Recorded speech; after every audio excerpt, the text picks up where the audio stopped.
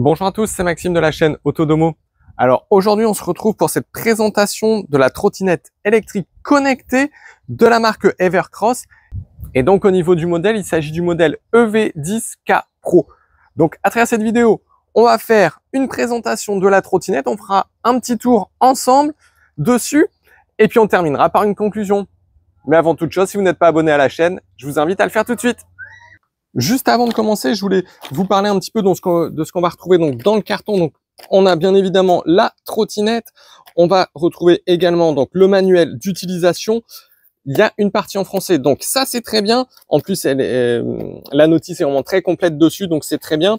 On va retrouver différents petits outils pour pouvoir installer le guidon, parce qu'il y aura juste le guidon à monter. On retrouve même une petite encoche pour venir mettre au niveau du guidon si on veut venir mettre un sac. On a bien évidemment le chargeur. Donc au niveau du chargeur, il est en 42 volts et 2 ampères.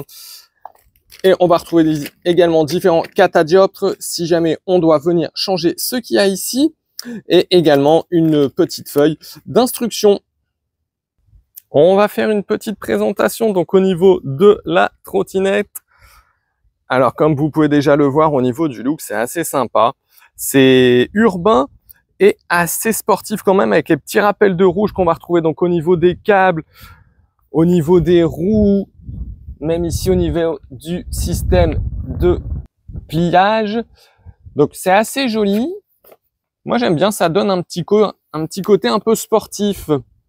Donc, tant qu'on est au niveau de l'avant, comme vous le voyez, il y a une suspension avant.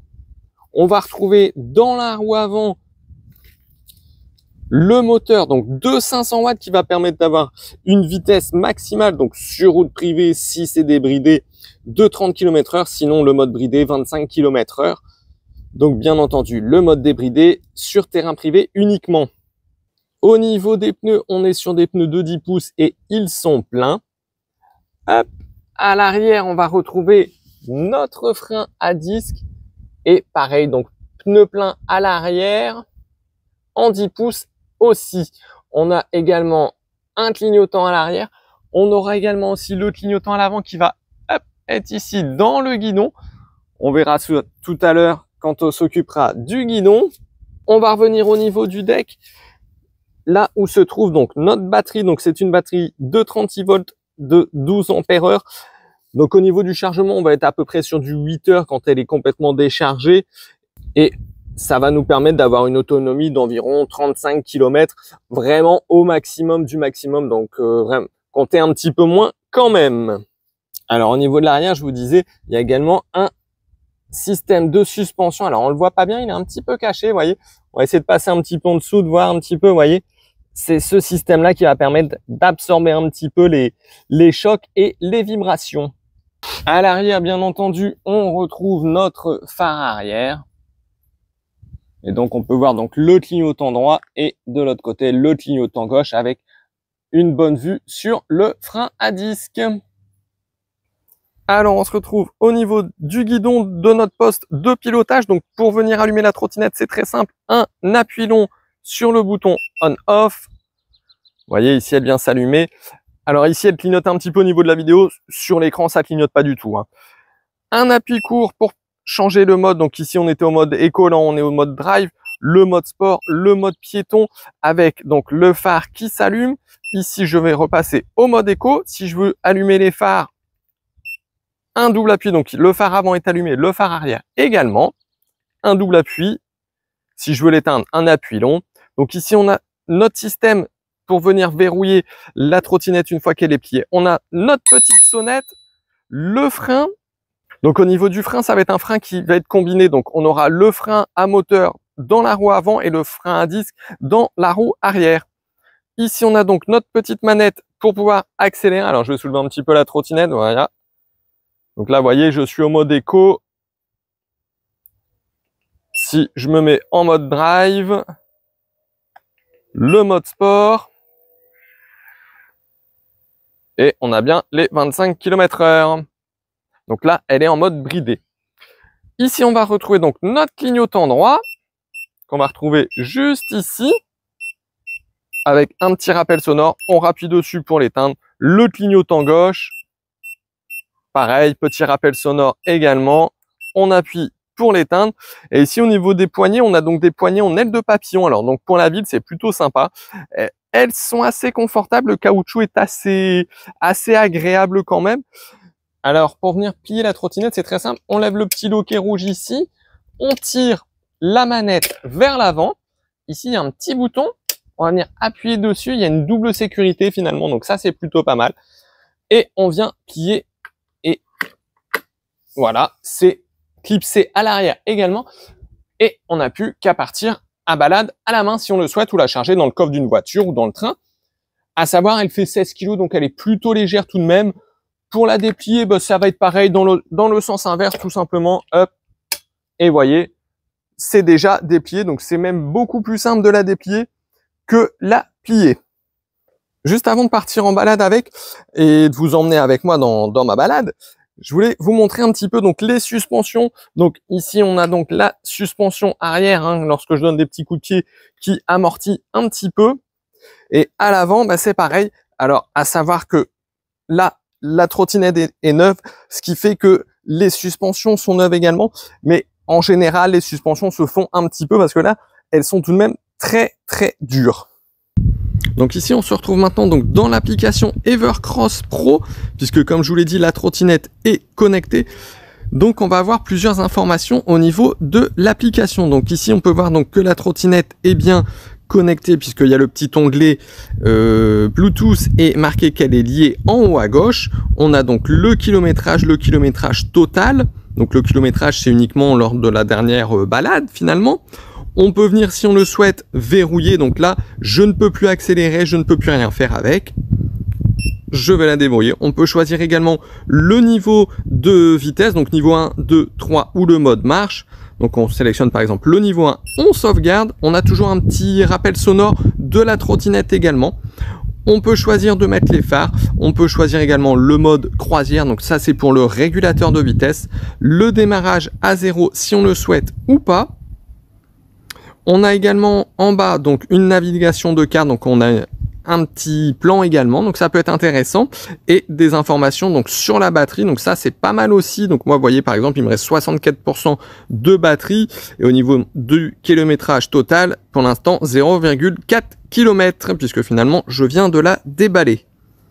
Donc voilà, finalement l'application est assez simple d'utilisation, assez sommaire, mais disons il y a le principal de ce qu'on va retrouver dessus.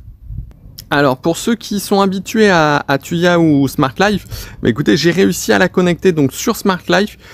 Donc vous voyez, on va retrouver exactement les mêmes informations, donc le pourcentage de batterie, le mode croisière, phare, le démarrage à 0 et également le niveau donc qu'on va retrouver aussi.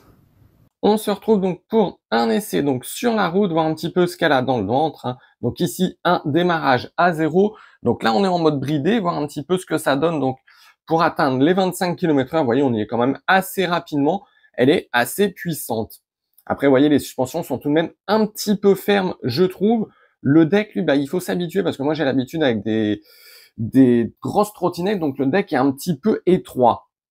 Mais pour de l'urbain, c'est très bien tout de même. On va aller faire un petit tour dans les chemins, voir un petit peu ce que ça peut donner, donc avec des petits cailloux, des choses comme ça. Donc ici, pareil, un départ arrêté donc dans les petits chemins. Alors, il y a plein de graviers, hein, donc c'est pas bétonné comme vous le voyez. Voir un petit peu ce que ça donne au niveau des suspensions. Bah écoutez, c'est quand même plutôt pas mal. Donc là, comme vous le voyez, j'ai débridé un petit peu la trottinette, voir un petit peu ce que ça donnait un petit peu en mode débridé. Donc vous voyez, on atteint tout de même les 30 km/h. Hein.